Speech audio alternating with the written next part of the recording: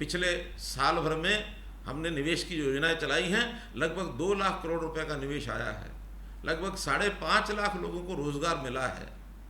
हमने एक निवेशक उनका जो सम्मेलन किया था, उसमें भी बहुत बड़े बड़े लोगों ने आकर के इच्छा अपनी व्यक्त की कि हम यहाँ हरियाणा में निवेश करना चाहते हैं।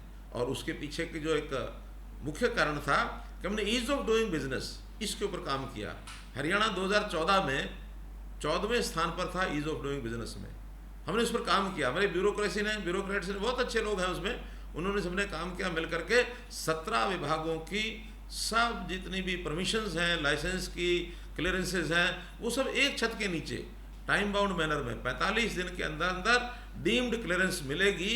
ये हमने उद्योगपति को, एंटरप्रेन्योर को भरोसा दिया, जिसमें से उसने कहा कि हाँ, हम हरियाणा में आकर के काम करना चाहते हैं, हरियाणा में निवेश करना चाहते हैं। हरियाणा बहुत दृष्टि से इसका जोग्राफिकल जो हमारी जो हरियाणा की लोकेशन है, ये भी हमको लाभ दे रही है। दिल्ली को 3 तरफ हम घेरते हैं, दिल्ली के निकट होने के कारण से हमको एक उसका बेनिफिट भी है। तो इस प्रकार से उद्योग को भी हम आगे बढ़ा रहे हैं, किसान को आगे बढ़ा रहे हैं, युवा को रोजगार के नाते आगे बढ़ा रहे हैं, और स्कीम्स में जिस भी समस्या के हल करने के लिए हमको जो भी ध्यान में आता है उसकी नई नई स्कीमें बना रहे हैं। और इन सबको आईटी प्लेटफॉर्म के साथ जोड़ करके, क्योंकि करप्शन में एक बड़ा फैक्टर होता है ह्यूमन इंटरफेस। जिन योजनाओं और यानी सेवाओं के लिए ह्यूमन इंटरफेस का सिस्टम अगर ज़्यादा होगा, डिस्क्रिशनरी पावर ज़्यादा होगी, तो वहाँ करप्शन खड़ी होगी। हमने डिस्क्रिशनरी पावर अपनी पहले छोड़ी है, बाद में अधिकारियों को, कर्मचारियों को कहा कि नहीं, सिस्टम से काम करिए, हम किसी प्रकार की डिस्क्रिशनरी पावर लोगों को देकर नहीं रखना चाहते।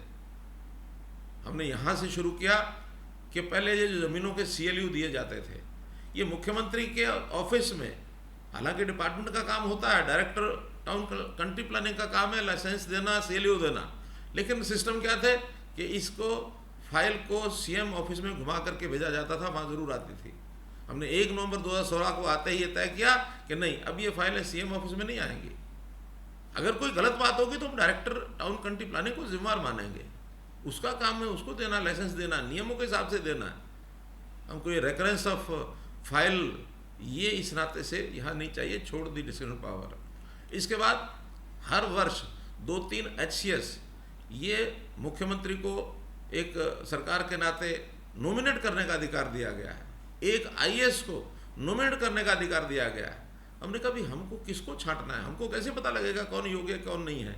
इन दोनों चीज़ों का प्रबंध हमने कर दिया कि जो एम्प्लॉइज इसमें क्वालिफाई करते हैं वो फार्म भरें, एग्ज़ाम दें, और उसमें HPSC UPSC के माध्यम से इंटरव्यू करा करके और IAS भर्ती करेंगे, HPSC के माध्यम से इंटरव्यू करा करके और उनकी HCS की भर्ती होगी। और HCS की तो हमने कर दी है, 17 HCS इस पद्धति से लगे, जिसमें संयोग से 16 तो टीचर्स लगे हैं उसमें, और नहीं तो कभी टीचर्स HCS लगते नहीं थे।